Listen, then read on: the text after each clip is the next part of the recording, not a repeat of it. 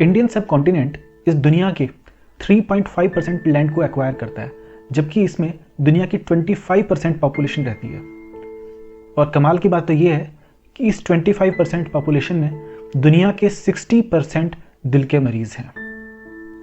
ये तथ्य काफ़ी हैरान करने वाला है, क्योंकि आमतौर पे हम सभी ये सोचते हैं कि हम लोग बहुत ही सेहतमंद लोग हैं, हमारे यहाँ बड़े बड़े शूरवीर पैदा हुए हैं और हमसे अच्छी सेहत तो किसी की हो ही नहीं सकती। हमने दुनिया को आयुर्वेद दिया है, योगा दिया है, यहाँ तक कि योगा दिवस भी दिया है। तो फिर ऐसा क्यों है कि दुनिया के 60% दिल के मरीज इस इलाके से आते हैं? इस बात पे आगे बढ़ने से पहले हम आपको एक बात और क्लियर कर दें कि जब हम भारतीय उपमहाद्वीप यानी इंडियन सब कॉन्टिनेंट शब्द यूज़ कर रहे हैं, तो इसमें भारत के अलावा पाकिस्तान, बांग्लादेश, भूटान, मालदीव्स, नेपाल और श्रीलंका जैसे देश भी शामिल हैं। तो ये जो 60% दिल के मरीजों वाली बात है, ये सिर्फ इंडिया के लिए नहीं है, इनमें इन सभी देशों के मिला के लोग आते हैं। लेकिन फिर भी 60% एक बहुत बड़ी फिगर है इंडियन सब कॉन्टिनेंट के हिसाब से। आप में से कुछ लोग ये सोच रहे होंगे कि हमें कैसे पता कि 60% दिल के मरीज इंडिया से ही होते हैं या इंडियन सब कॉन्टिनेंट से ही होते हैं। तो आपको बताते हैं कि कुछ समय पहले यूएसए में, मतलब यूनाइटेड स्टेट्स में, एक स्टडी हुई थी जिसका नाम था मसाला स्टडी, MASALA मसाला, जिसकी फुल फॉर्म है mediators of atherosclerosis in south Asians living in America. खास तौर पे ये स्टडी इसलिए की गई क्योंकि अमेरिका में रहने वाले डॉक्टर्स ने ये पाया कि जितने भी साउथ एशियंस लोग, मतलब कि इंडियन सब कॉन्टिनेंट के लोग वहाँ पे रहते हैं, उनमें दिल की बीमारियाँ कुछ ज़्यादा ही हो रही हैं। तो इसलिए वहाँ पे रहने वाले कुछ लोगों ने इस स्टडी को फंड किया, जिससे ये पता लगाया जा सके कि ऐसा क्या खास है साउथ एशियंस में जो इनको ये बीमारियाँ ज़्यादा हो रही हैं। तो इस स्टडी में काफ़ी सारे तथ्य निकल के सामने आए। इनमें से एक तथ्य यह था कि आमतौर पे हम 25 BMI को एक बॉर्डरलाइन BMI मानते हैं। BMI मतलब बॉडी मास इंडेक्स, मतलब कि आपकी हाइट और आपके वेट का जो रेशो होना चाहिए वो 25 से ऊपर अगर आपका BMI है तो आप ओवरवेट हैं, आपको अपना वजन कम करने की ज़रूरत है, वेट रिड्यूस करने की ज़रूरत है। तो all over the world 25 BMI ही एक लाइन मानी जाती है। लेकिन इस स्टडी में ये पाया गया कि इंडियन सब कॉन्टिनेंट के लोगों में 23 BMI is the optimal limit. 23 BMI से अगर आपका BMI ज़्यादा है तो आपको हार्ट डिजीज होने के चांसेस बहुत हैं।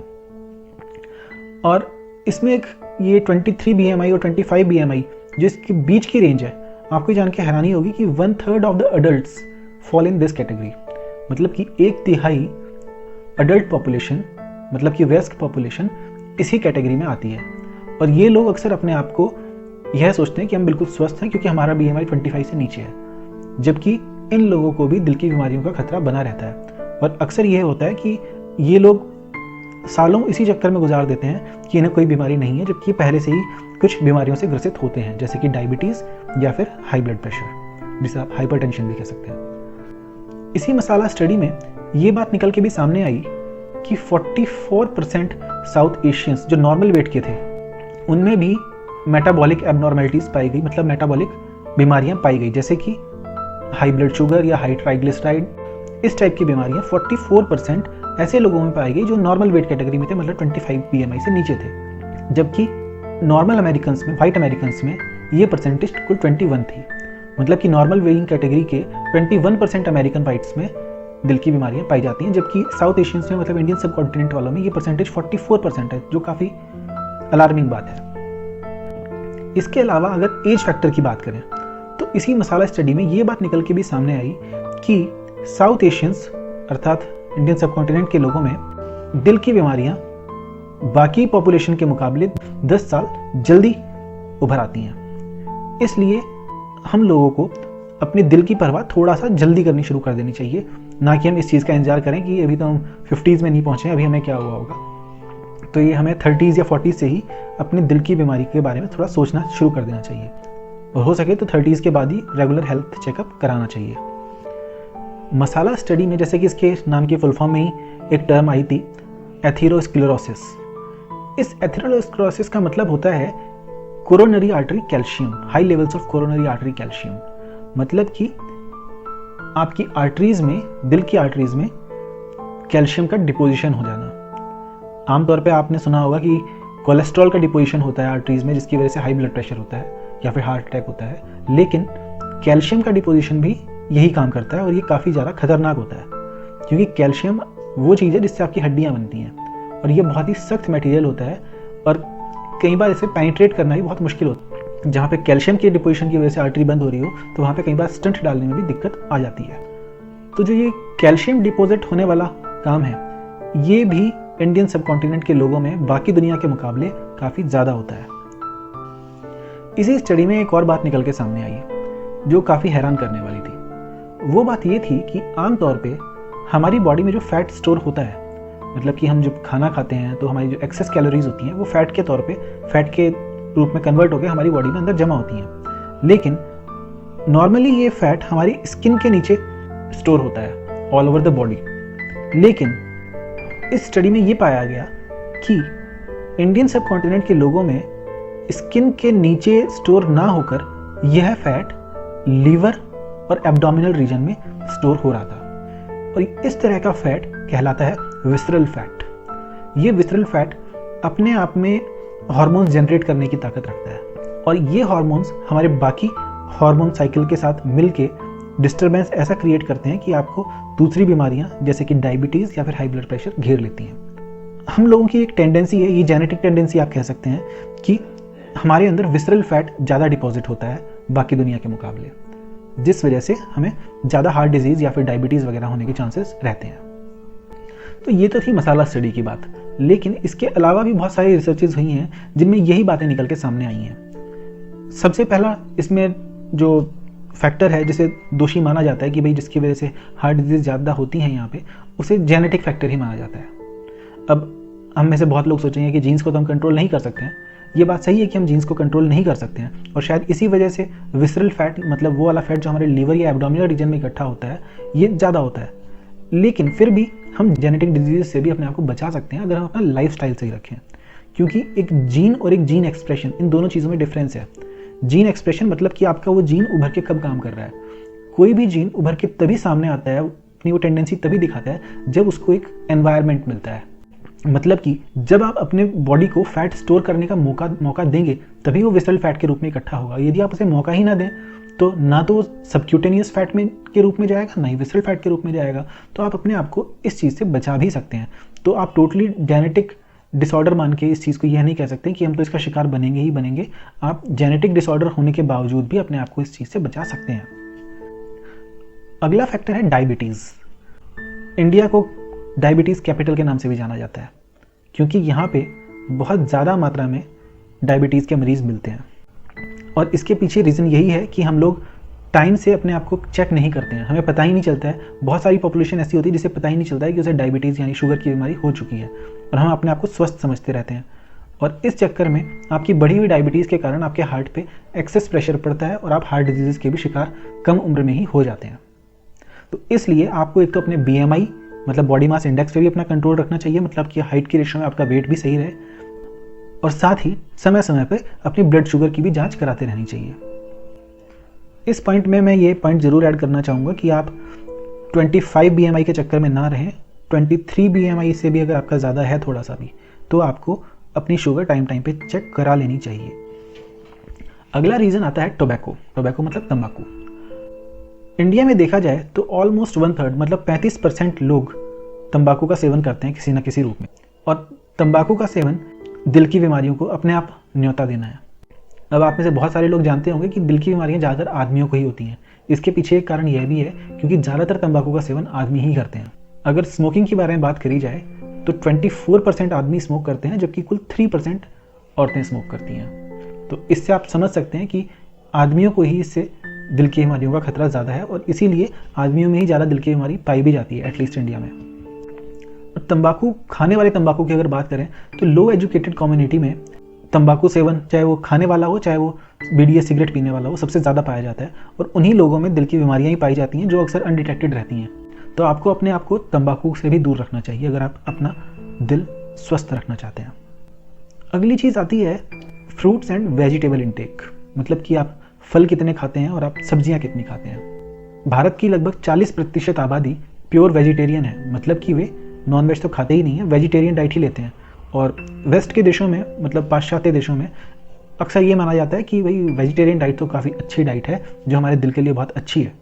तो फिर ऐसा क्या है कि हम वेजिटेबल्स ये खाने के बावजूद या वेजिटेरियन होने के बावजूद भी हम दिल के मरीज़ हैं? इसके पीछे कारण ये है फ्रूट्स, उनकी महंगी कॉस्ट, जिसकी वजह से हमारी आबादी का एक बहुत बड़ा पोर्शन फल फ्रूट नहीं खा पाता है।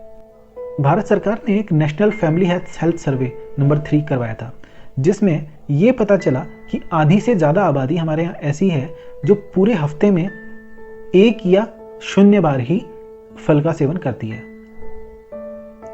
हमारे यहाँ सबसे प्रॉस्पेरस अगर किसी स्टेट को माना जाता है तो वो है महाराष्ट्र, और महाराष्ट्र के भी 25% लोग ही कुल ऐसे हैं जो WHO के अनुसार जितना सेवन हमें करना चाहिए फल फ्रूट्स का उतना करते हैं, ओनली 25%। अगली चीज़ आती है ओवर कुक्ड वेजिटेबल्स।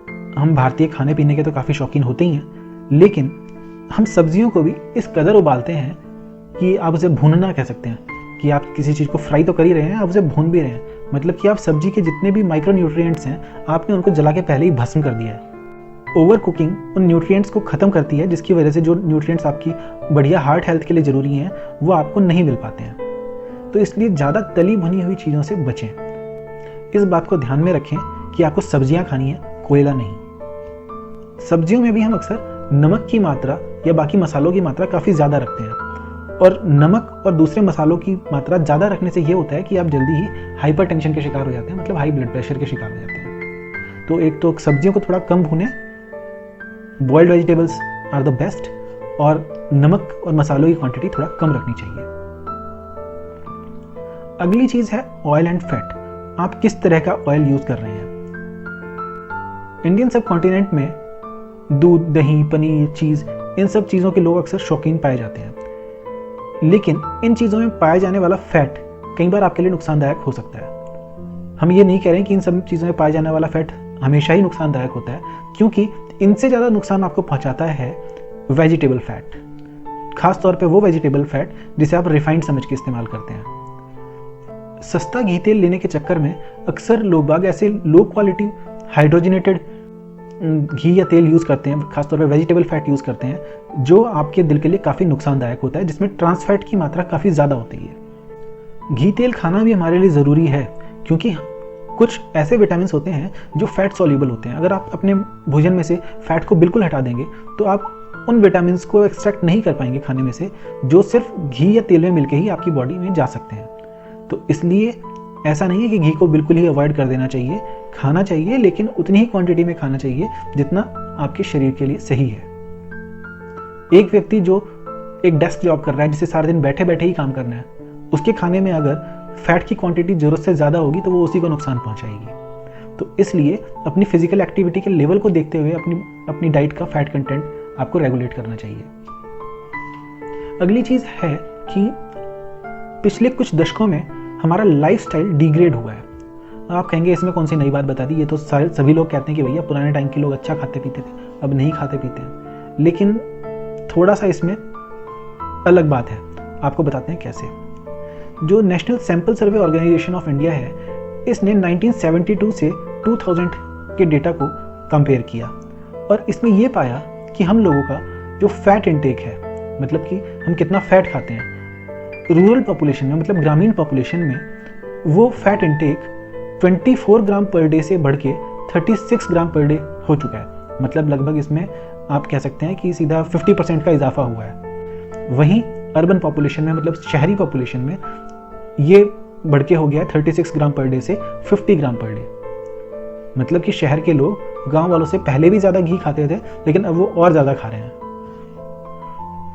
जो लोग इकोनॉमिकली थोड़ा लोअर कैटेगरी के हैं, उनमें ज़्यादा कंजम्पशन होता है पार्शियली हाइड्रोजनेटेड वेजिटेबल ऑयल्स का।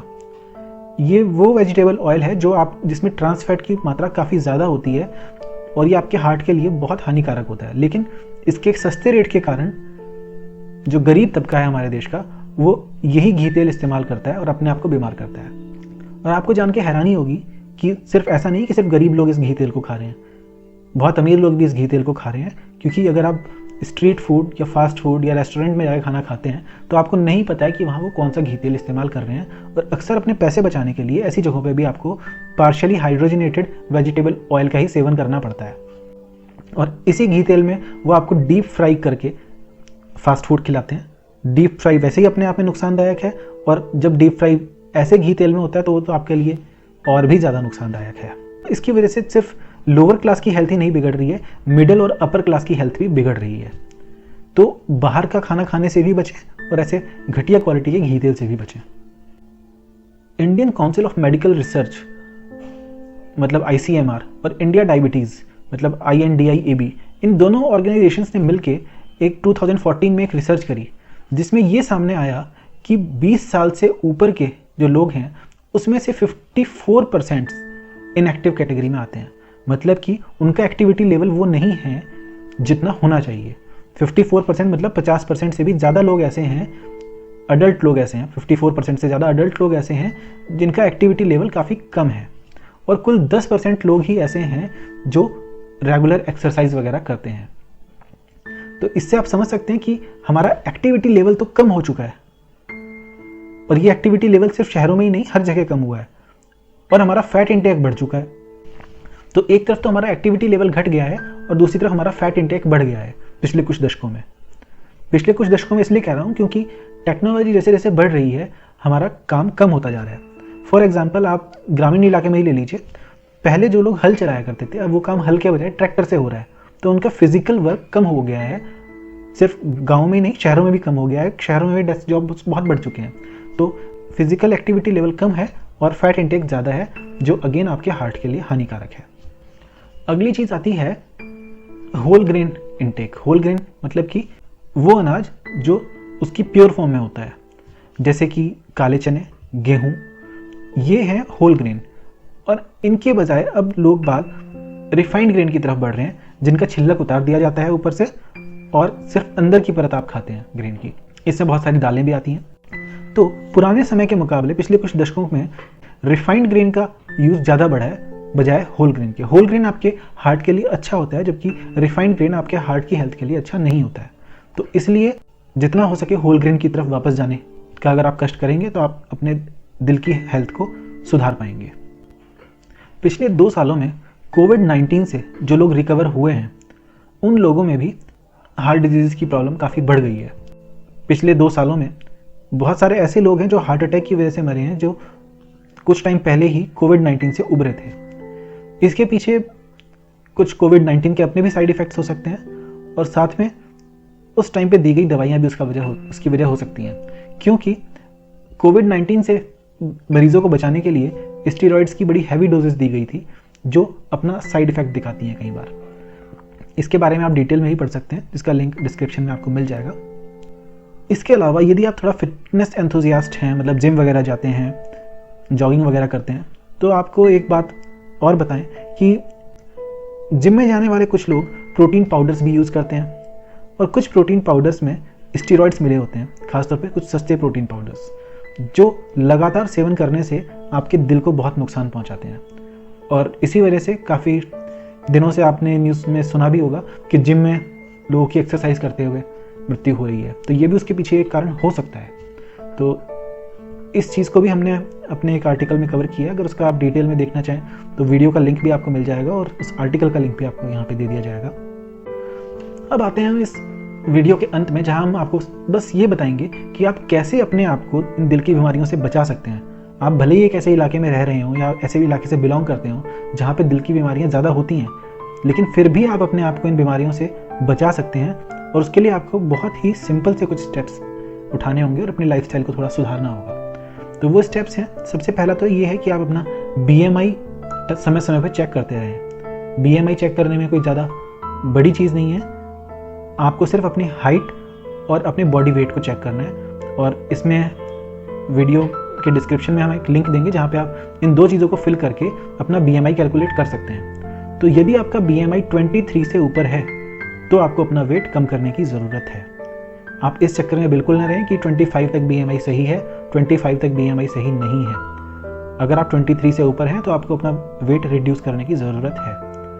हम में से 1/3 अडल्ट लोग इसी भ्रम में जीते हैं कि 25 इज़ द मार्क, और हम कभी अपना ना तो ब्लड शुगर चेक कराते हैं, ना ही अपना ब्लड प्रेशर चेक कराते हैं। तो इसलिए अगर आपका 23 से ऊपर BMI आ रहा है तो आपको वेट भी रिड्यूस करने की ज़रूरत है और समय समय पे अपना ब्लड शुगर और ब्लड प्रेशर भी चेक करवाने की ज़रूरत है। अगली चीज़ है एनुअल हेल्थ चेकअप। अगर आपकी एज 30 ईयर्स से ऊपर है तो आपको रेगुलर हेल्थ चेकअप कराना चाहिए, कम से कम 1 साल में 1 बार।